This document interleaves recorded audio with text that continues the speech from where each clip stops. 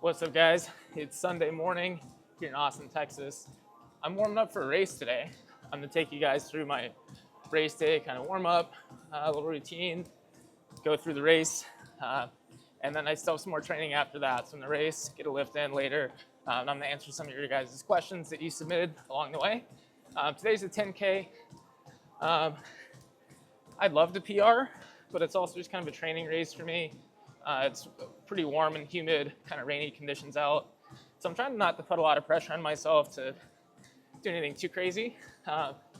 But I'd love to run sub 34 if I can. I think in the conditions, kind of as a training race, I have some fatigue in my legs already this week. I think being able to get close to 34 would be great. Later in the year, with a full taper on a better race, I'd like to be closer to 33. Like sub 33 for 10K would be great sometime this year. But in these conditions, as a training day, I think 34 minutes would be great. Trying to have some fun with it, keep it pretty casual. As far as warming up, nothing fancy. I don't have any special stretches or activation drills or anything like that. Usually just run an easy 1.5 miles, 2 miles. Today, it's raining pre-race, and the race starts just a few blocks away from where I live. So I'm just doing the treadmill warm up, and then I will walk over to the race last second. That's it so far for breakfast. Woke up not too long ago, not a lot of time to get real food in. So I just had 60 grams worth of carb gels, some caffeine, and that's it. So see how the race goes. I do like my pre-race warm-up and most warm-ups to be fairly progressive, meaning I start at a really easy pace and get faster as the workout goes on. Sometimes I'll add in a few strides or surges depending on how I'm feeling. Today I started at a very easy 11-minute mile and sped up all the way to a 6-minute mile over the course of those 2 miles. I think a common mistake is to just kind of run a easy, moderate pace the whole time. Like I used to just run like 2 miles at a 7:30 pace, but I think starting extra slow just makes the warm-up more gentle overall and gives you a little more margin to pick it up at the end and really get the legs turning over before the real workout or race starts. When you were playing that record, what were you thinking? It is so warm and sticky out. I'm like actively revising my race plan in my head just based off of how gross this feels. Oh my God. Again, it's just training, trying not to put too much pressure on myself, but I haven't raced a 10K, just like straight 10K in like probably since college. So I want to get out there, do my best, have a good day. But oh man, I'm like already hot and sweaty walking to the start line. So see how it goes.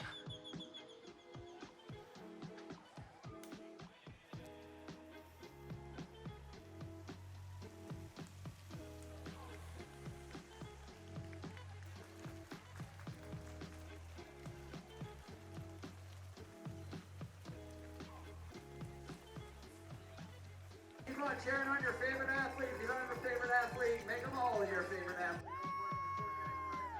Statesman Captain 10K right here downtown Austin, Texas.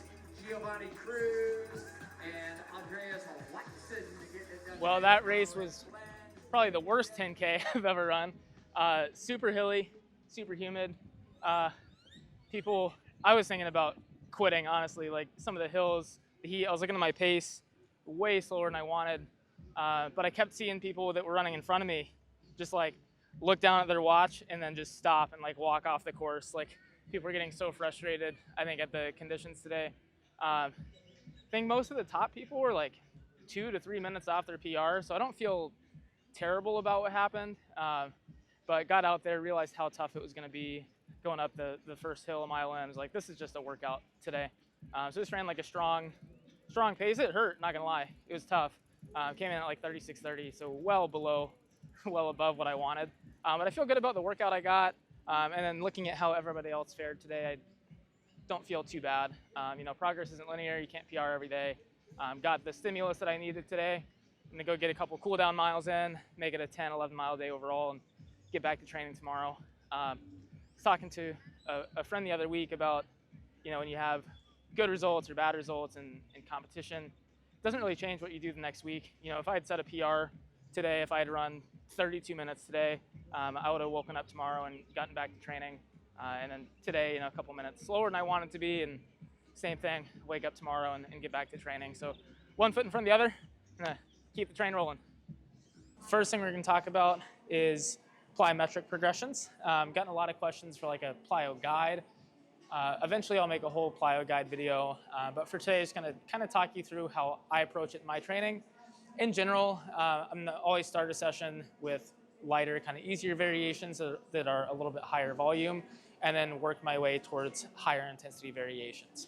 With the lower intensity variations, it's usually the type of thing where I might be doing anywhere from 20 to 50 kind of landings or contacts in a given set.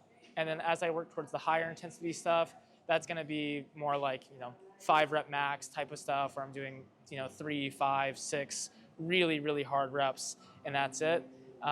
Today I'm probably going to do like 2 kind of lighter sets, 2 kind of medium sets, and 2 harder sets in terms of plyo variations.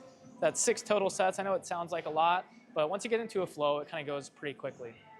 Now with the low intensity stuff, because the overall intensity is low, I think you have a lot of options for being able to go about doing it in a lot of different ways. I can do kind of forward and back variations, side to side. I can hold different weights. There's just a lot of options that I have because there's not, as you go higher intensity and you want to do like a really heavy 5 rep max, you have a little bit more constraints because when you add a lot of complexity or change of direction, you kind of make the exercise kind of interesting or fun in some sort of way, that generally takes your output down a little bit.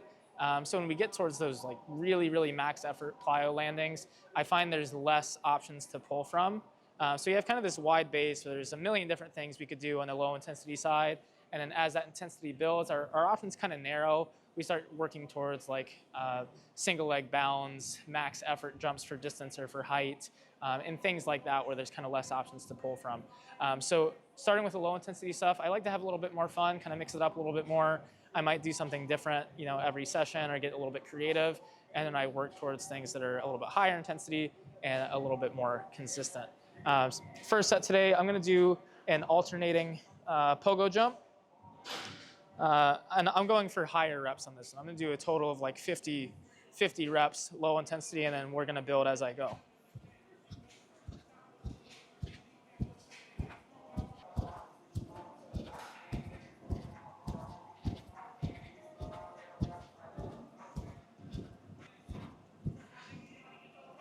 All right, set 1 done. I'm going to superset my plyo work today with some core stuff and probably some neck stuff. So by the time I finish plyos, I'll be done with all that. I'll just kind of have the heavy stuff remaining. This is a crunch setup I've been enjoying lately. Nothing too fancy. It feels similar to something you might do on a GHD. I don't have a GHD here, but I do have an ab mat. And then you can take like another mat or a plate or something just to add a little more thickness to it. Just because you want to have enough space to really lengthen out, get into that full arch. I'm counterweighting with sandbag so my hips and legs stay on the ground. And then I got this mini bar for weight.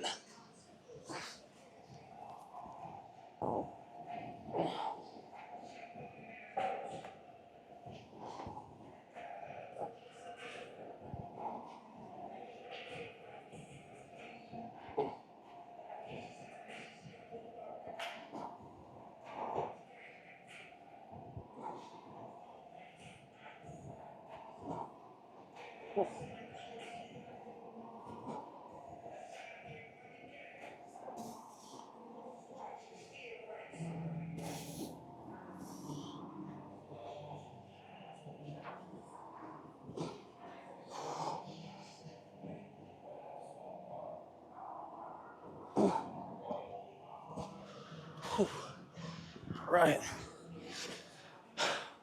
1 down, 2 to go. This time I'm gonna go side to side on my pogos.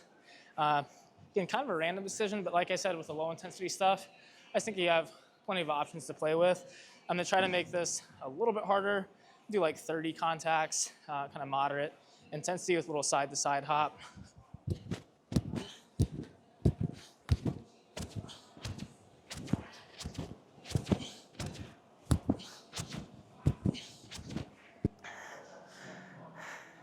All right, 2 sets of low to medium intensity plyos done. Second set of abs. Here we go.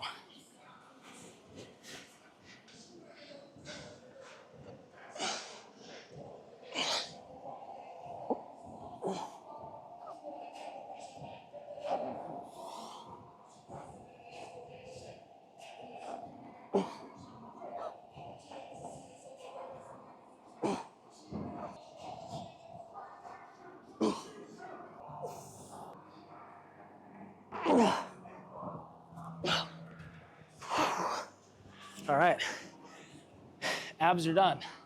2 sets of abs for the day is plenty, I think, especially if it's actually hard. Got a good range of motion. Since we're on abs, figure I'd answer a question I got. Here we go. Figure I'd answer a question I got about some ab stuff. This person asks, probably a pretty quick one, but would you be able to do an in-depth explanation of proper breathing and bracing while lifting? It has the potential to be quick. It's not always quick. I think that breathing, bracing, core engagement, it's one of the most overcomplicated topics in fitness. People will go to hour-long core workout classes. They'll take weekend workshops on how to brace properly, how to train the pelvic floor properly. And I think it's not that it doesn't matter, but it's not something that should take an inordinate amount of time. Like there's a saying that if you are thinking about how to breathe, you're probably doing it wrong. I think a lot of good bracing mechanics should come relatively naturally under load without thinking about it.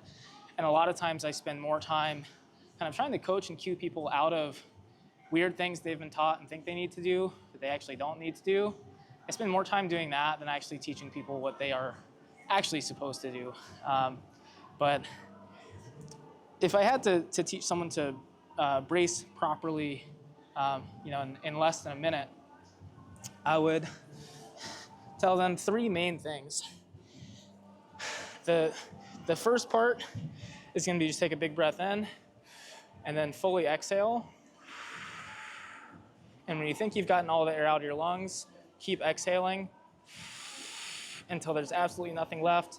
Even when you think you have all the air out, maybe try to cough a little bit more. And feel kind of the natural tension that you create trying to make a really, really full, forceful exhale.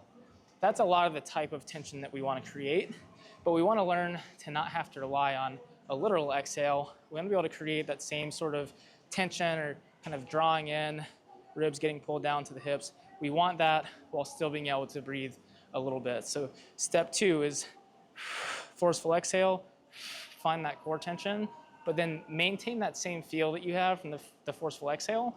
Maintain that same feeling as you get some air back into your lungs.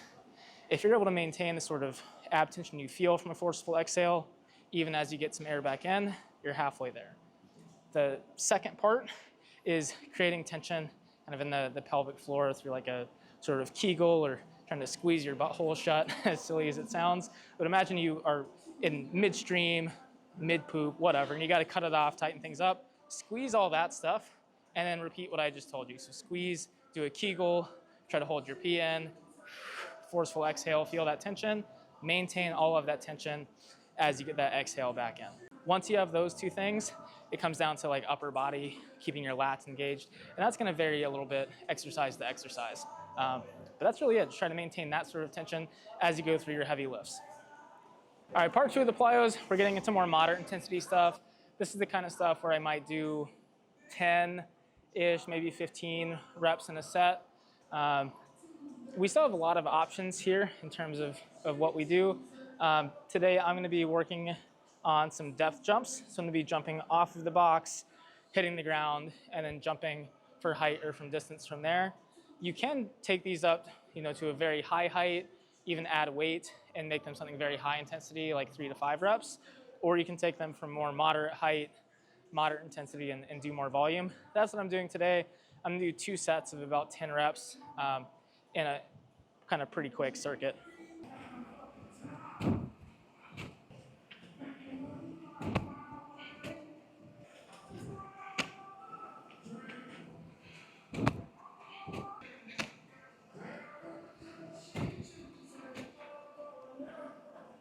All right, first set of those done. Got my core stuff done already to get a little neck work in.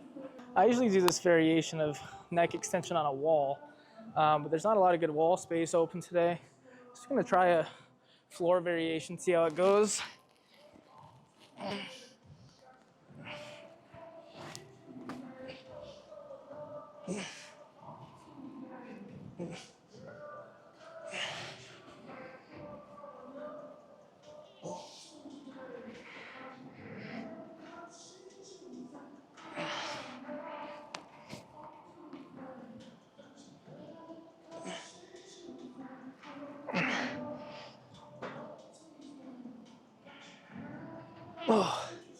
Well, I kind of like that variation because you can use a little assist from the hands to get up and then really overload that eccentric on the way down.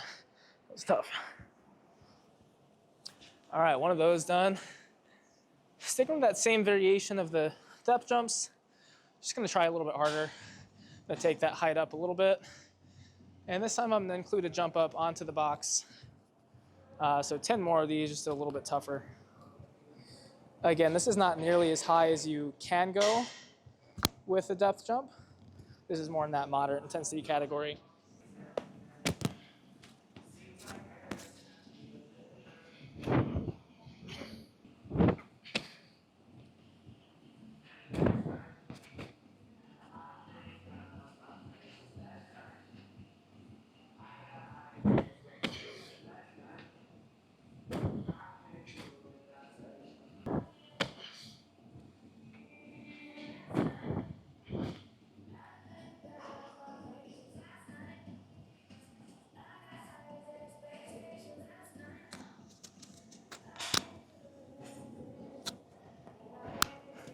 Not gonna lie, from the effort this morning, my legs feel pretty shot.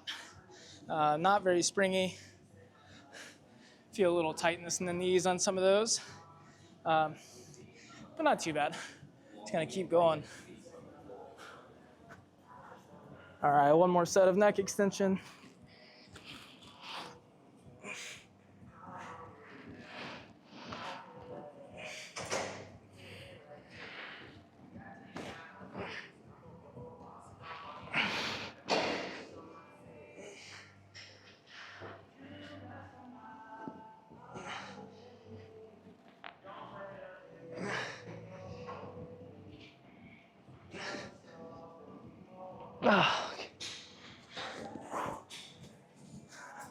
All right, neck is done. Now for 2 sets of high intensity plyos.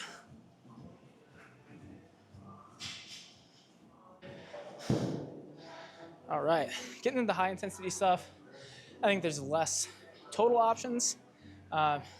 Usually I like using some sort of target, either jumping for height, jumping for distance, jumping over hurdle. I think some sort of external feedback, some sort of internal competition where you jump, mark a spot on the ground, try to surpass that. Something like that really encourages the sort of intensity that we're looking for. Today I'm gonna use kind of a 2-part jump where I'm gonna jump over a hurdle into another jump for distance. I'm gonna mark my distance. I'm gonna try to get better each time. And I'm gonna jump from 2 legs to 1. So I am still having a little bit of fun here, but keeping that sort of competition element of having a mark that we're trying to improve upon. Even still, I'm gonna build through the set so that my first rep is not gonna be all out. I'm still kind of warming up into the set. I'm gonna do an easy rep or 2, a medium rep or 2, and then I'll accumulate probably 3 to 5 really hard reps. See how that goes, and then might hit another 3 to 5 after that. We'll see. All right, so I have a 2-legged hop over the box. I'm gonna land on the ground on one leg and then jump over the foam from that. Gradually move the foam further and further away as long as I'm successful. Once it gets really challenging, I'll try to get a couple reps in.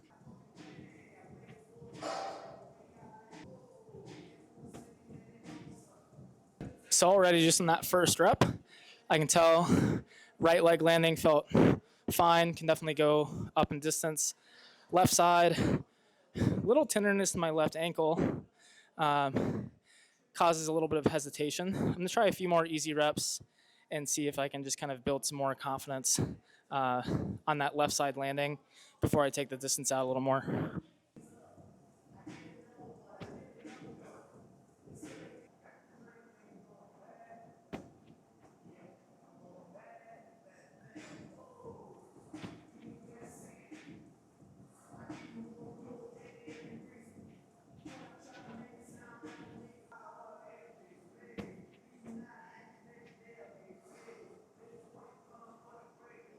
You can probably see in the video, I'm definitely landing a lot stiffer on that left side. Have trouble trusting it and sinking into it. Landing a little more like heel heavy, trying to stop with my quad as opposed to getting into the calf and the ankle a little bit more, just with some of that ankle tenderness. So we'll see how it goes for a few more.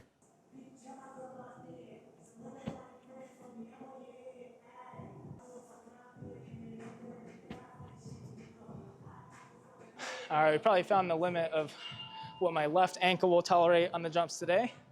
Not too unhappy with it though, especially coming off a race this morning. Legs don't feel super great, but still can jump a little bit at least. I'm gonna call that one at 1 set for today, just based off how I'm feeling. But I am gonna do a little bit of med ball work for the upper body.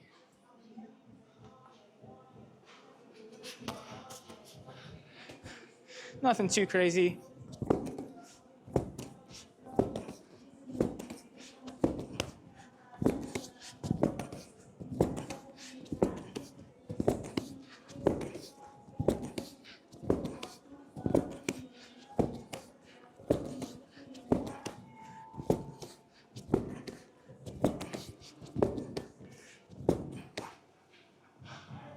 Not doing a ton of the med ball stuff today, but just wanted something to move a little bit, a little more aggressively before getting into some of the heavier stuff today. All right, getting into some of the heavier strength stuff today. Don't plan on doing anything wildly impressive today. I'm gonna do Olympic lift variation, do some split snatches, and then progress into some heavy lunges. Probably will just work up to like an RPE 6, maybe 7 today, triple, maybe 2 triples. So nothing too crazy coming off the hard run this morning. But I just want to keep the momentum going, be ready for some more hard sessions coming up later this week. Been enjoying split snatches lately. Not a super common Olympic lift variation. They look more complicated than they are. I actually find they're pretty accessible. They don't really require even as much mobility as a regular snatch. And they're really fun. I'm gonna start from a dip.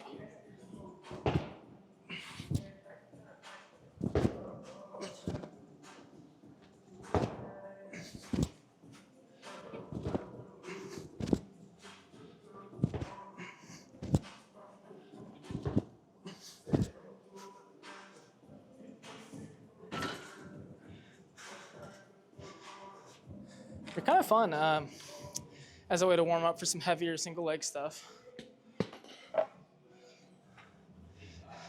Kind of transition from the body weight kind of plyo stuff to some heavy stuff. Got some kind of moderate load, moderate speed in the middle.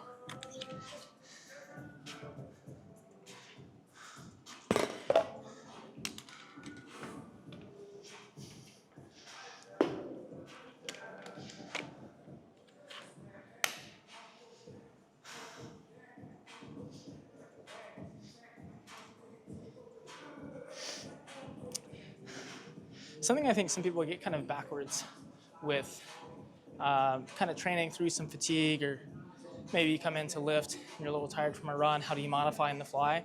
I think something people get backwards is there's a tendency to stay away from the heavier and faster stuff when you're a little more tired and think like, oh, I'll just do some lower weight, higher volume. I'll hit 3x20 leg extension or something like that, which I think kind of makes sense intuitively, kind of backing off stuff that feels really high stress. But I think that can be a slippery slope and a dangerous way to just accrue even more low quality volume that's only going to make you more tired without still maintaining and driving some of the adaptations that don't come as naturally for the type of person that might be walking into the gym a little bit fatigued sometimes. And so coming off the hard run this morning, there's a temptation to do just that. Like, oh, I'm just going to do some easy machine stuff, lower weight, higher volume, rip some 3x20s and call it a day. But that's the stuff I'm already really good at anyway. But some of the shorter, faster stuff, the jumping stuff, max velocity, like all that kind of stuff doesn't come as naturally to me as a hybrid athlete. And so I think if every time I'm tired, I'm avoiding that stuff, I'm just exacerbating the problem long term. And even if your output is not at 100%, I find with some of this higher intensity stuff, there is still a very significant just skill and coordination component. And even if you're a little bit fatigued, you can still be making progress in that department. So I would encourage anyone, especially hybrid athletes, when you are walking into the gym a little bit tired, try not to double down and reinforce kind of your existing strengths and weaknesses. Still try to get some exposure to some of these things that you may not be in the mood for.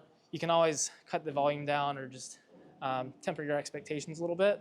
But I think it's still worth getting into some of those heavier rep ranges and still doing some of the heavier and or faster stuff.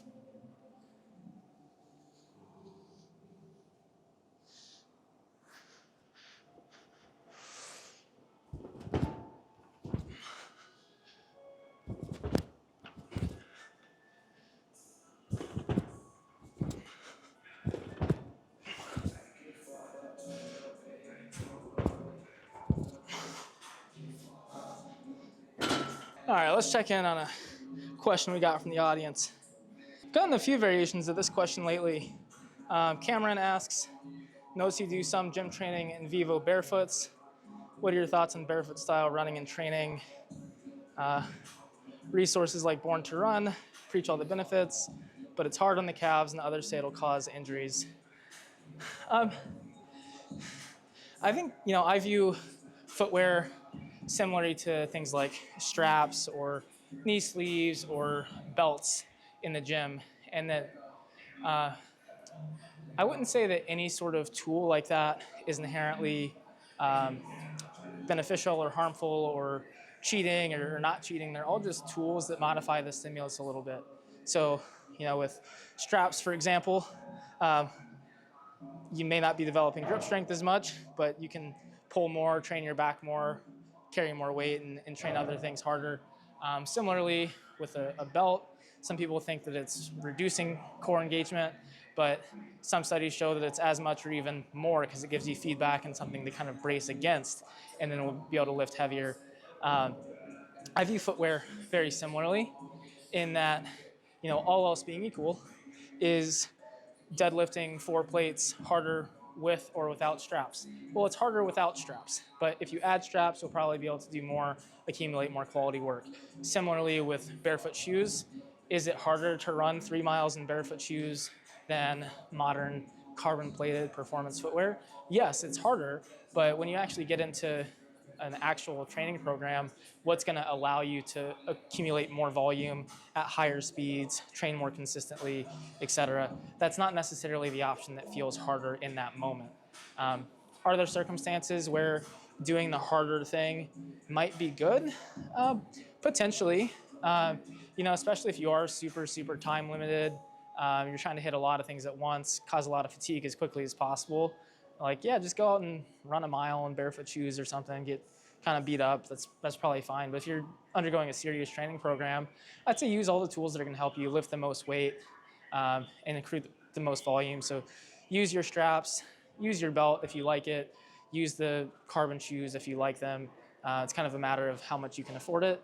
But I'd say those things are only going to help you train harder and more effectively in the long run. That being said, I do think a lot of these things get overemphasized, and that it's not going to be the thing that makes or breaks your program either way.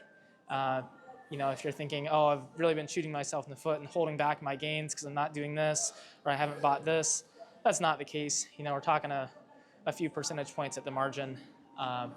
So for barefoot shoes specifically, I used to run in them. I used to run totally barefoot, stepped in glass a few times.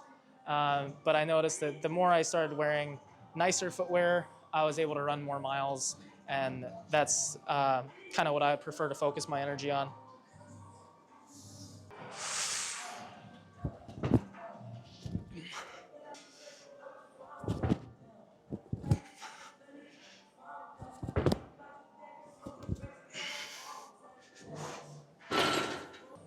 The other thing with barefoot shoes and a lot of other, lifting, training tools is it doesn't necessarily make an exercise or a type of training safer or less safe overall, but it will shift where the stress goes.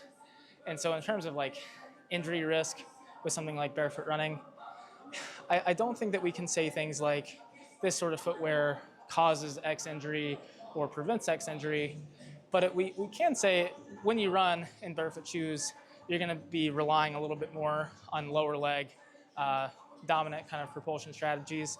A little bit more stress is going to go to your feet and Achilles and calves, whereas when you give yourself a little bit of cushion, you're going to be able to absorb more force more slowly through the shoe as opposed to all going into your foot so fast.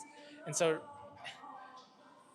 in something like more of a higher stack, maybe a little more heel toe offset pair of performance footwear, you may see a little bit less lower leg stress, a little bit more stress up the chain. And so I think we can see artifacts in the research of there's more injuries when we looked at these specific injuries and that sort of thing, and it can be misleading and make you think that certain things are more dangerous than others. But I think for the most part, it's just a matter of, this strategy stress this body part a little bit more compared to this stress this other body part. And if you do either one thing too fast or too soon, or with certain kind of pre-existing risk factors, it may pose some issues. But I think if you ease into these things over time and don't overdo it, you're probably gonna be fine either way. All right.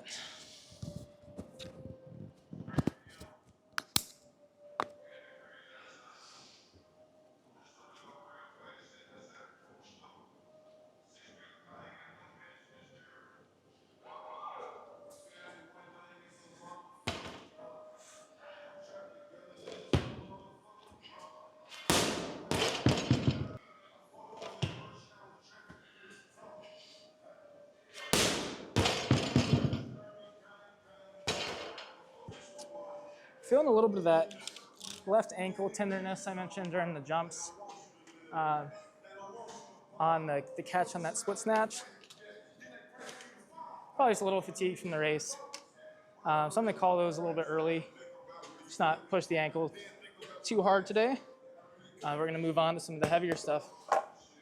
Working on the heavy lunges today, probably working up to a heavy set of 3 or so. Usually, when I'm a little bit tired from running or something like that, I can still get through single leg work relatively well. But I do also have to be careful not to go too crazy, because it's one of those things where it's kind of like no matter how tired I am, I can still go really hard. And so I do have to be careful of doubling down on fatigue and just like going too crazy with it. So I'm gonna try to cap this at like RPE 6 for the day.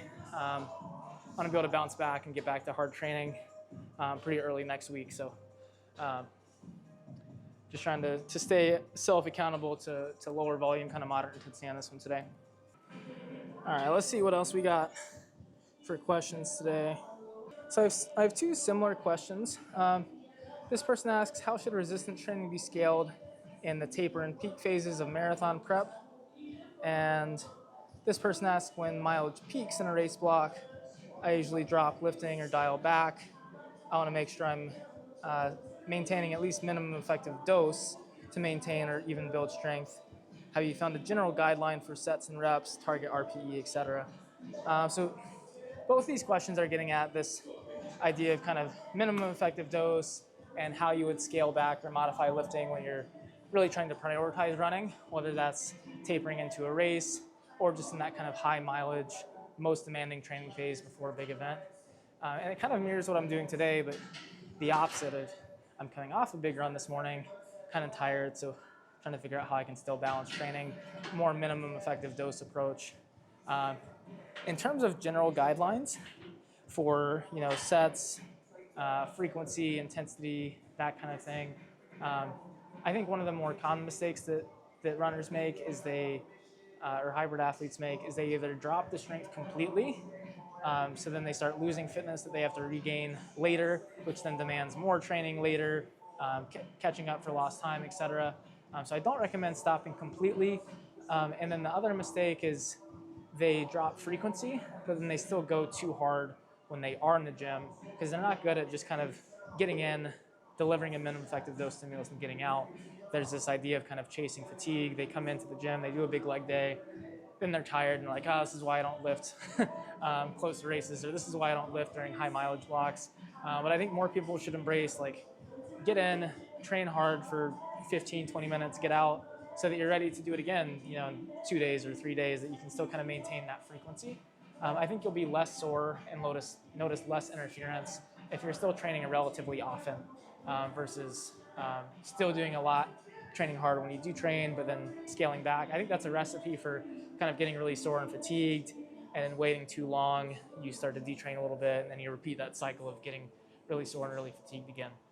So if you take that higher frequency approach where you are still training 2 to 3 times a week, regardless of where you're at in terms of proximity to a race or in a high mileage block or whatever, I think then the question becomes of just how low volume can you really take it? And I think as little as 1 working set for a muscle group is going to be adequate during some of those times.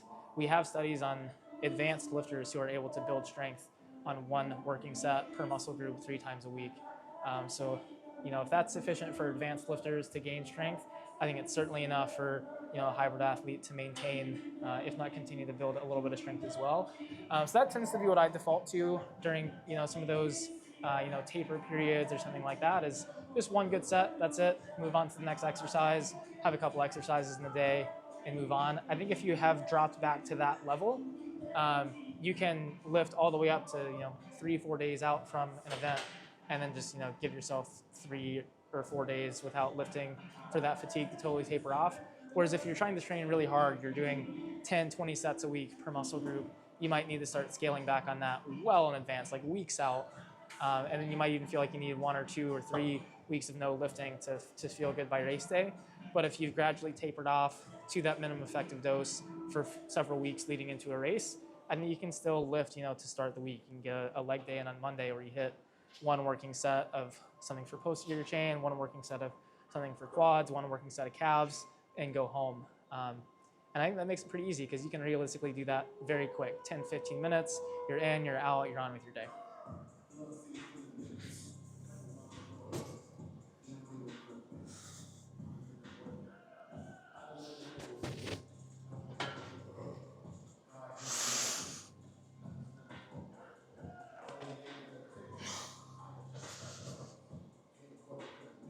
Something that's taken a lot of kind of discipline and learning on my part is being better about really, truly auto-regulating. What I found is, especially during periods where you're pushing and running a little bit harder, or you're a little more fatigued, or you have more life stress, or anything is going on that's gonna dampen your performance in the gym, there's a very real temptation to look at numbers you've hit before and think, oh, well, I've done it before, I can do it again. And striving for some of those numbers just because you technically can, versus doing what you actually should do for the prescribed RPE on any given day. Like for me today, I know I have lunged over 400 pounds before. For a set of 3, I've done 375 for a set of 3. So there's part of me that is like, I really want to hit 375 today. But then the smarter, wiser version is like, those are very different circumstances. You've been doing more lunges, you weren't as fatigued, all the conditions lined up that day to have a really good day. If you tried to do that again, you're probably just gonna dig yourself in a deeper hole and feel even worse next week versus feeling potentially better. And I'd rather err on the side of undershooting, honestly, for a day of like, okay, maybe I could do 335 today. I might just do 315, walk away feeling maybe a little disappointed, but when I come back to it next week, I'm probably gonna be back on the right track, improving again, versus if I force that 335 or 355 or really shoot for that PR when I shouldn't.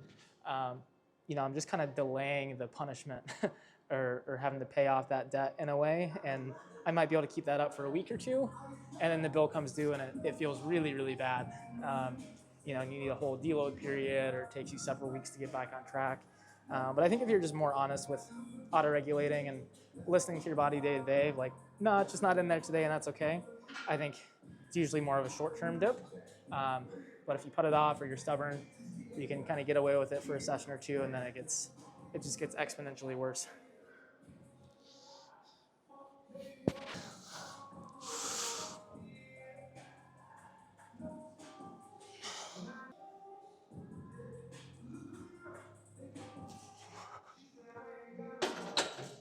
Man, this is a day that that left ankle, I have a little tendon irritation on my left ankle that with the jumping today, the split snatches, now even the lunges, I'm having trouble loading into that dorsiflexion. So that first set of lunges, my knee just kind of popped back, trying not to dorsiflex.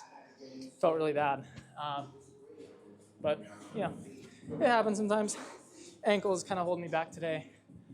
In hindsight, I might have been better off doing something with a little less dorsiflexion. Maybe would have been better off doing some hinges today or something like that. But you live and learn. Ankle rest probably be fine in a couple of days.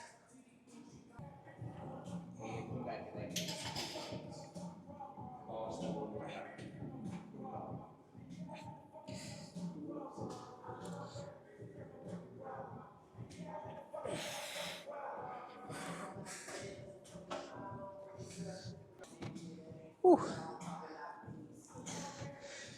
It's kind of a maintenance set of some kind of like round back, Zercher Jefferson sort of stuff. I'm gonna do more of like a classic stiff-legged deadlift today, but I do like to get at least a little bit of round back work in, either as like a feeder set, kind of warm-up set, or like a back off. So today, just kind of one easy, moderate one, just for a little exposure to those positions, but not pushing it super hard. And then we'll keep ramping up for some more classic stiff-legged work.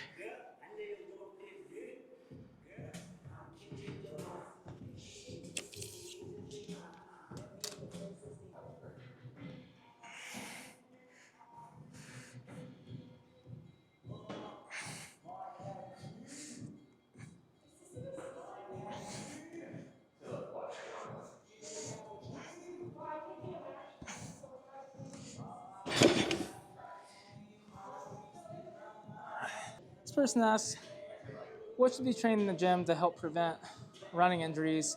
And is the weak glute universal physical therapy explanation the right approach? One, I think glutes just get overemphasized in the running world, especially distance running, where calves are really the main, most important muscle for forward propulsion.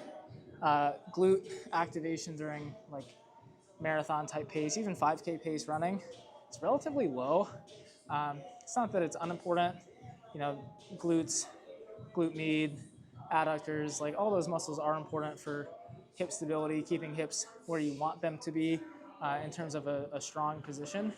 But in terms of their actual capacity, they're not being pushed that hard compared to muscles like the calves and that sort of thing, at least in terms of percentage of maximum strength.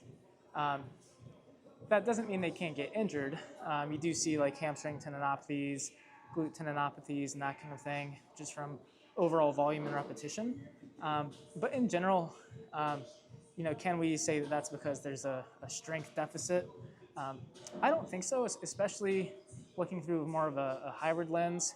A lot of people that I've worked with that get some of those same running injuries are hybrid athletes with 500-pound deadlifts, 500-pound back squats. They're doing single leg deadlifts with 4 or 5 plates on a landmine. So these are people with extremely strong glutes. I have physique athletes who have very well-developed physiques with really no imbalances. They're almost perfectly symmetrical, every muscle well-developed, and they're still getting some of these same injuries that a lot of PTs will blame on weak glutes. I think why people sometimes think that explanation is correct is that when you go to address some of those things with glute exercises, it can work. But exercise often works in very non-specific ways. You don't necessarily have to get stronger for exercise to work for pain or for healing. You don't necessarily even have to improve function or output. Sometimes just doing exercise in general, exploring other movement options, keeping yourself busy and occupied for several months while the injury heals on its own anyway. There's a lot of alternative explanations for things that can be going on. Are some runners just weak as kittens and could probably benefit from doing a little more strength training? Sure. But there's so many world-class runners that don't do strength training at all. Should they? Maybe. But the main thing that's going to get you good at running is running. The main thing that's going to prevent running injuries is managing your running-specific training load. General strength training works and tends to reduce injury incidence at least a little bit. But I think sometimes the research is over-dramatized and that it's not this crazy effect where like you can't get hurt or something. Even if it's a 30, 40, 50% reduction in overall risk. In terms of absolute risk, running is still relatively dangerous in the fact that like if you run for a long time, you're probably going to have a couple aches and pains and little things happen.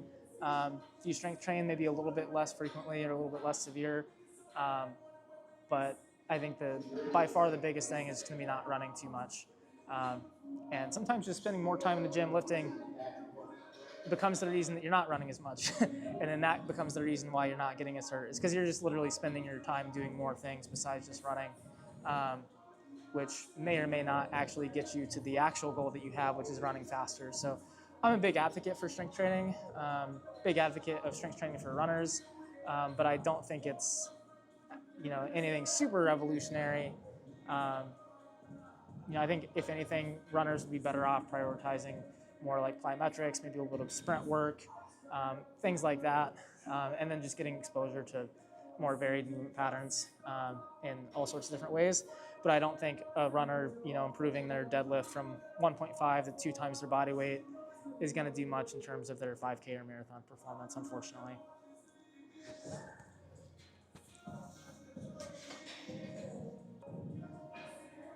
I guess if strength training was all that good for preventing running-related injuries, my ankle would not hurt right now.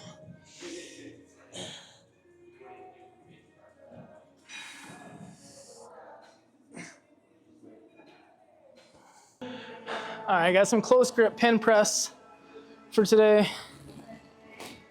Starting from the bottom. I'm terrible off of pins, and I'm just kind of making myself do it because it's hard. I'd love to give you a more science-based answer than that, but it's honestly one of those things where every time I do it, I'm like, my God, this sucks. I should probably do this a little bit more often.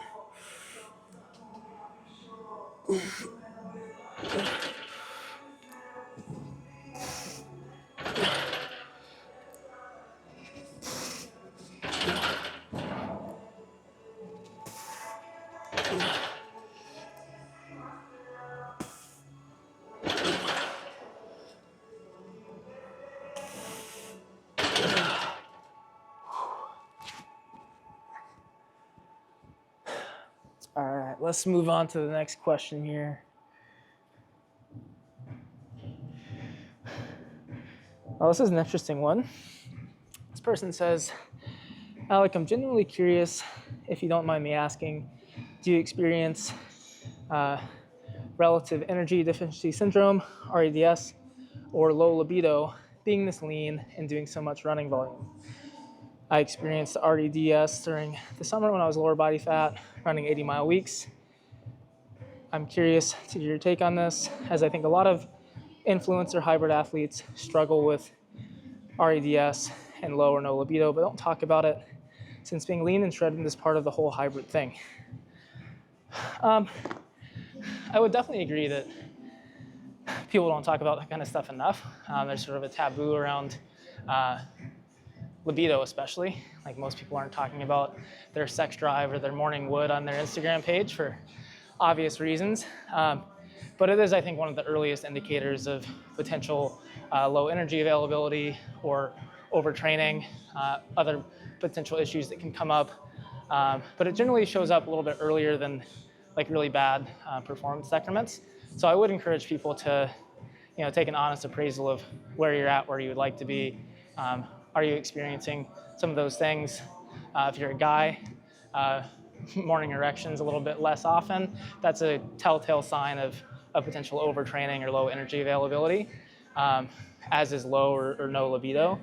That being said, I think that people take an overly simplistic approach to it, and they think it's all just about how many calories you're eating, how big is your calorie deficit, what's your body fat percentage.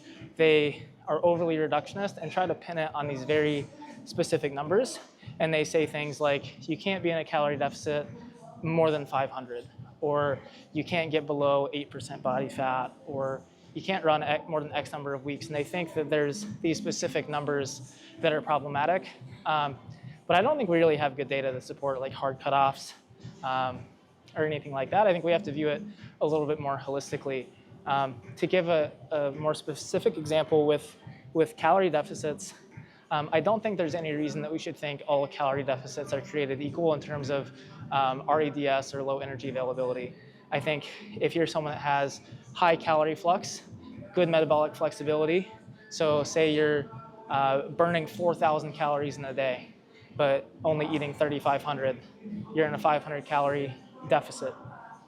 If your metabolic flexibility is really good, you're doing a lot of low intensity physical activity, a huge portion of that caloric expenditure could be from fat burn with negligible glycogen depletion, for example.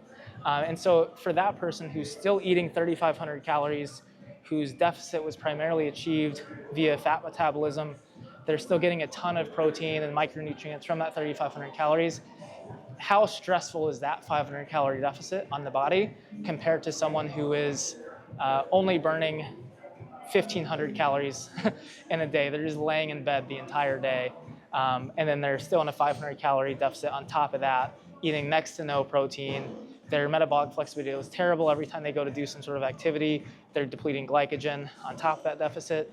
I think that deficit is going to be a lot more stressful on that individual. And so in terms of overtraining, low energy availability, REDS, those sorts of things, I can think it can sometimes look counterproductive or counterintuitive in the sense that sometimes the person doing a little bit more, depending on the type of activity, if they have the baseline fitness to support it, a lot of the expenditure is low intensity or non-exercise activity thermogenesis. I think those sorts of people might actually tolerate being in larger deficits or being somewhat leaner, doing more stuff but still feeling relatively okay, versus someone who is not quite as aerobically fit. More of their caloric expenditure is coming from high intensity activities like sports, weightlifting, or high intensity training. They may not tolerate some of that stuff quite as well. And sometimes it can feel a little bit unfair, but everyone's fitness is different, activity levels is different, genetics are different, so you can't look at one person's energy availability and compare it to your own, thinking, I'm struggling, why are they not? All those sorts of things. You also don't know what someone else might be going through, so I think there's a lot of other variables to consider. The other thing is I think we often focus too narrowly on where someone is and not kind of what the path looked like. So someone that is super, super lean, but they got there very gradually and they're really just maintaining it, that may be a lot lower stress than the person who is maybe not quite as lean, but they're in a really aggressive deficit trying to get leaner. They've cut from 20% body fat down to 12 super fast, been in a huge deficit. They feel terrible, low libido, everything, compared to the person who they are down at 10% body fat or 9% body fat, but they're actually eating more, because they got there much more gradually and in a more sustainable way. So all of that to be said, I think that a lot of the people that you see who are, really, really lean all the time, some of them might be struggling and not talking about it. For other people, it is just easier for a wide variety of reasons: lifestyle factors, low intensity activity versus high intensity, genetics, aerobic fitness, and kind of fat metabolism or metabolic flexibility. I think all of that is super relevant, and we don't talk about those details enough.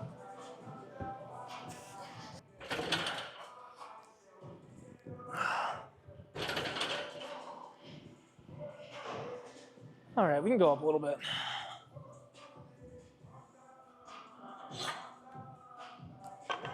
All right, I'll do another question. Why not? So I have a question from someone, kind of a long paragraph, but they're talking about how they think they have aerobic deficiency syndrome, and they've been given the advice to basically only train in low intensity zones, not do any high intensity exercise as they build up their aerobic base. This idea of an aerobic deficiency syndrome, as the person asking the question pointed out, it's gotten some pushback because it's not a real, medical syndrome or anything like that. It's kind of just this phenomenon of people who have pushed high intensity training for a very long time, but probably not with a good base of aerobic support. And so they're in a position where they're plateauing and they keep trying to get fitter from training even harder. And they're running into issues, whether it's injury or overtraining or illness, because they just don't really have the base to support the fitness that they really want to achieve. And I think the answer is obvious. They have to do more aerobic training. And we've kind of over-medicalized that phenomenon and called it aerobic deficiency syndrome.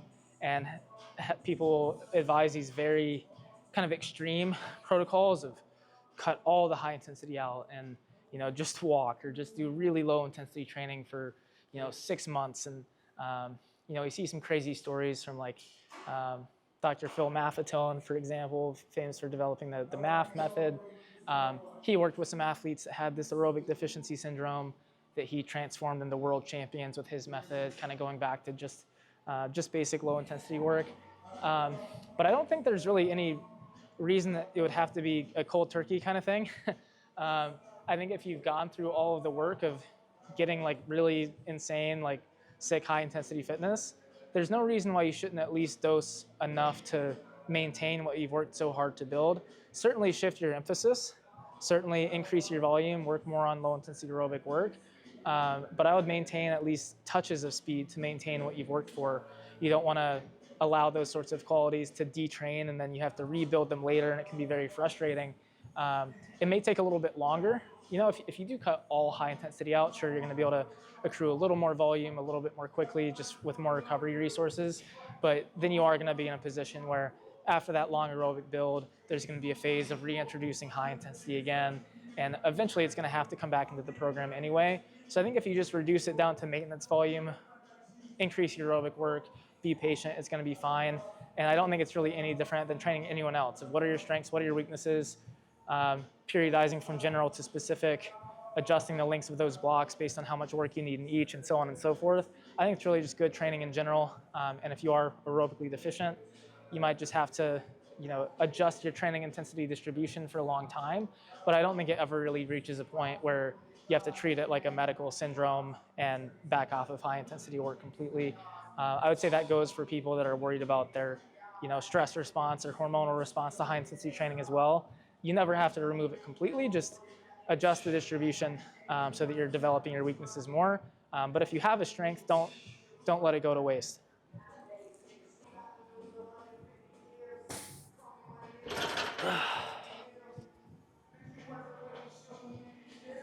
All right.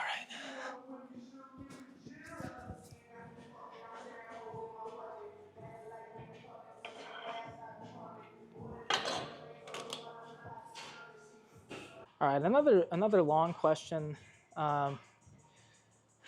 This person talks about how I seem to advocate in my content for not overemphasizing volume progressions with endurance training.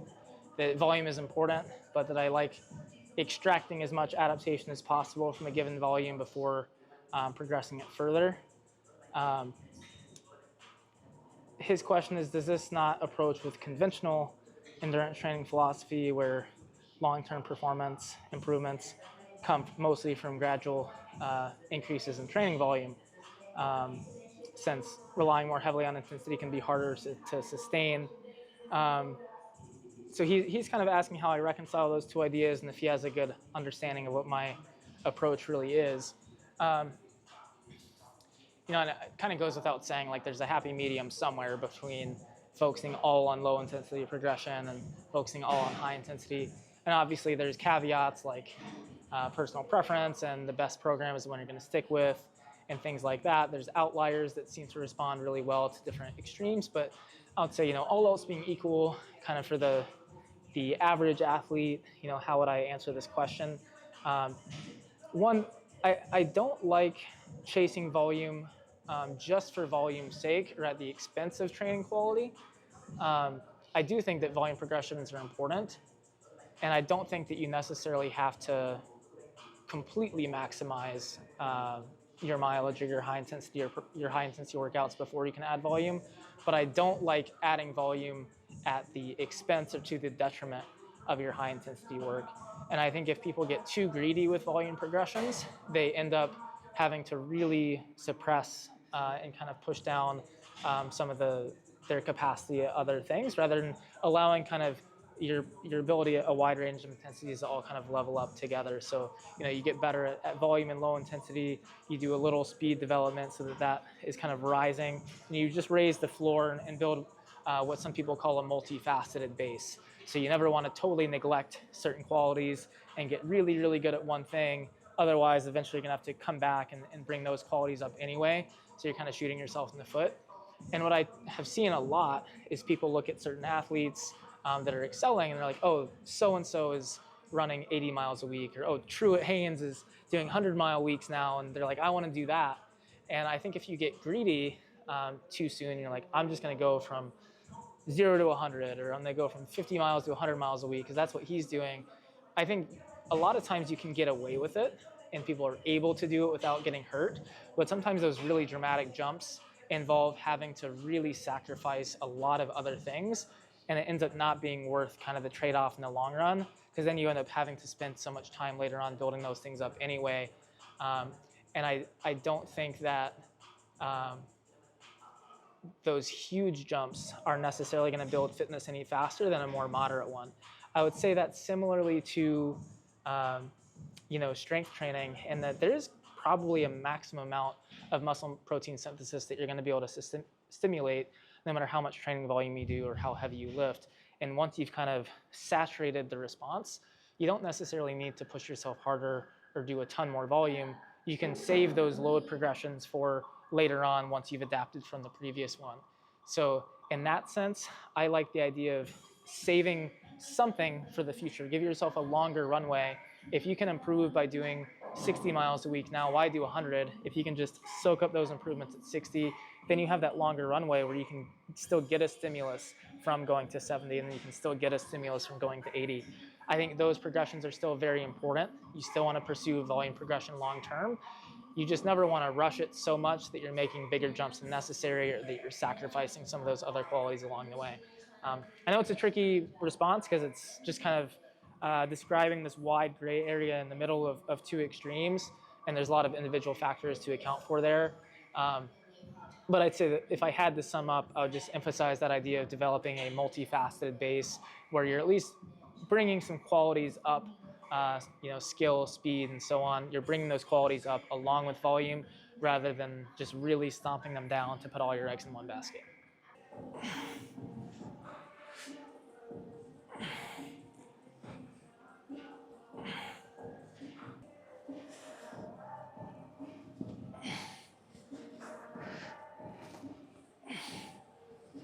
Definitely pretty tired after the run this morning.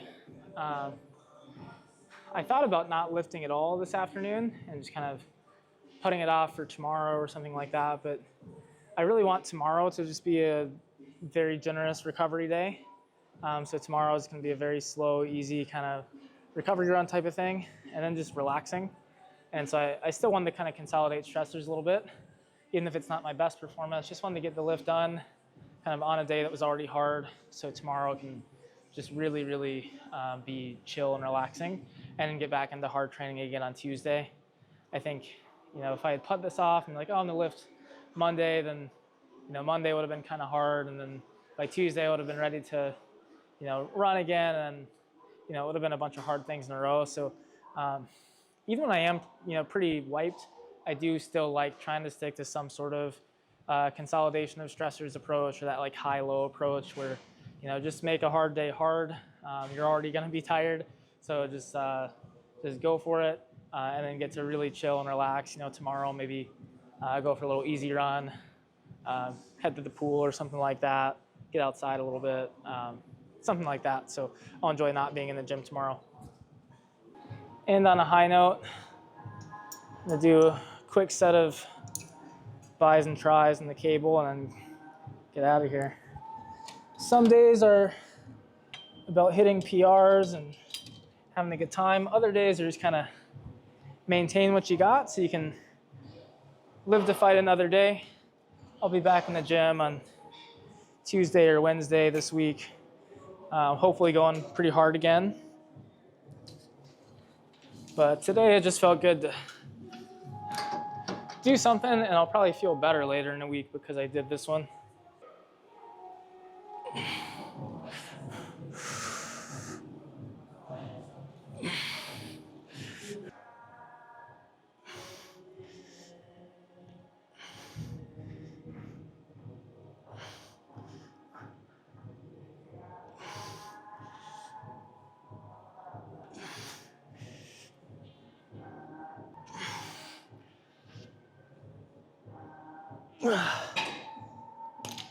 One maintenance set on bis and tris. That's good enough for me.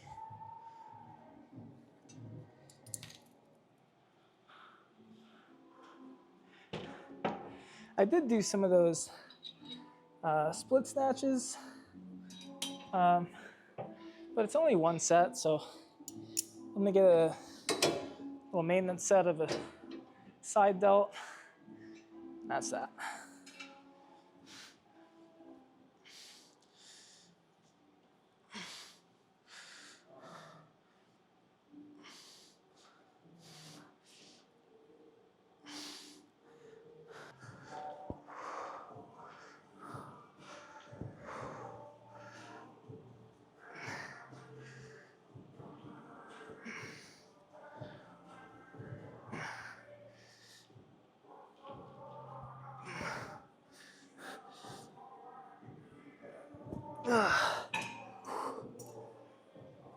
All right, one and done.